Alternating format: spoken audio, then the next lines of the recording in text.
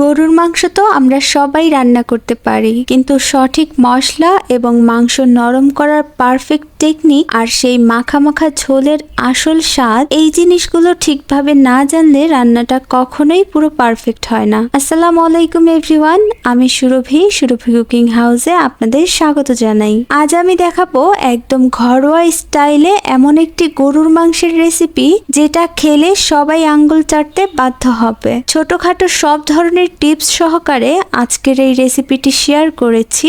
ঈদের দিন এই নিয়মে যদি গরুর মাংসটি রান্না করেন তাহলে কিন্তু কালারটা অনেক সুন্দর আসবে এবং খেতেও অনেক মজা লাগবে। আজকে রান্নার জন্য আমি এখানে 2 কেজি পরিমাণ গরুর মাংস নিয়েছি, আর গরুর মাংসটাকে আমি রেগুলার কাট করে কেটে নিয়েছি। আপনারা চাইলে আরো ছোট টুকরা বা বড় টুকরা করেও কেটে নিতে পারেন। এখন এর মধ্যে আমি দিয়ে দিচ্ছি 2 টেবিল চামচ আদা বাটা, 2 টেবিল চামচ পরিমাণ দিয়ে দিচ্ছি রসুন বাটা, এরপর দিয়ে দেব 1 টেবিল চামচ জিরার গুঁড়া, 1 চা চামচ পরিমাণ ধনিয়া গুঁড়া দিয়ে দিলাম।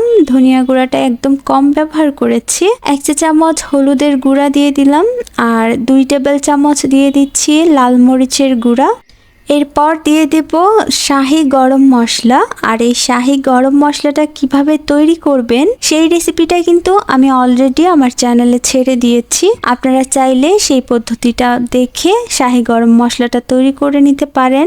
আর এই মশলাটার কারণে কিন্তু মাংসের স্বাদ বহুগুণে বেড়ে যায়। এরপর আমি দিয়ে দিচ্ছি 1 টেবিল চামচ পরিমাণ লবণ।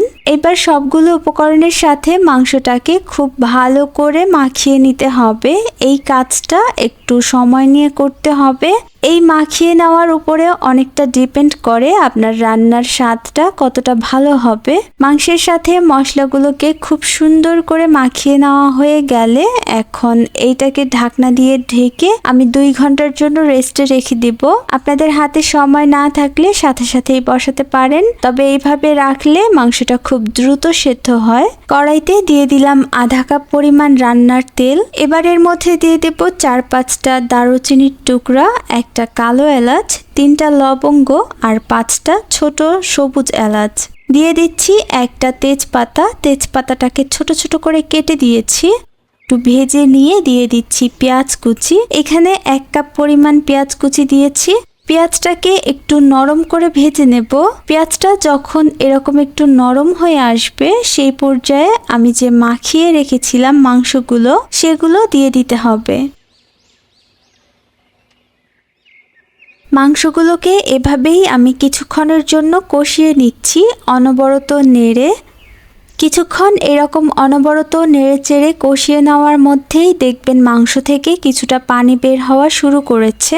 কিছুক্ষণ এইভাবেই আমি মাংসটাকে নেড়ে চেড়ে একটু কষিয়ে নেব। মাংস থেকে যখন এভাবেই পানি ওঠা শুরু করবে তখন এটাকে ঢাকনা দিয়ে ঢেকে লো আঁচে 10 মিনিটের জন্য রান্না করব।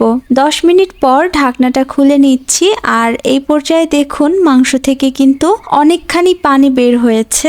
একটু নেড়ে নিয়ে আবারও ঢাকনা দিয়ে ঢেকে 5 থেকে 6 মিনিটের জন্য রান্না করছি। 5-6 মিনিটের মধ্যেই দেখবেন পানি আরো অনেকখানি উঠবে।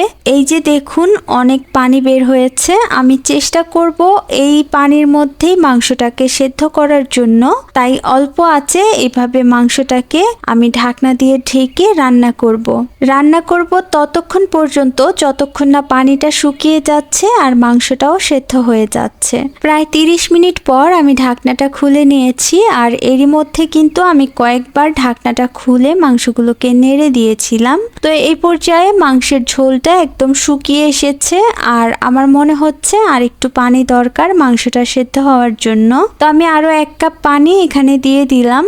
পানিটা অবশ্যই গরম ফুটন্ত পানি দিতে হবে, ঠান্ডা পানি দেওয়া যাবে না। ঢাকনা দিয়ে ঢেকে এবার অপেক্ষা করছি মাংসটা সেদ্ধ হওয়া পর্যন্ত আর পানিটা গায়ে গায়ে লেগে আসা পর্যন্ত।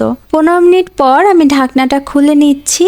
এই পর্যায়ে কয়েকটা কাঁচামরিচ দিয়ে দিচ্ছি আস্ত, আর ঝোলটা কিন্তু একদম কমে এসেছে। মাংসটা আমি চেক করে নিয়েছি, পুরোপুরি সেদ্ধ হয়ে গেছে। এবার দেখুন মাংসের গ্রেভিটা কিন্তু একদম পারফেক্ট হয়েছে, আর এই গ্রেভি দিয়েই কিন্তু 2 প্লেট ভাত অনায়াসে খাওয়া যাবে।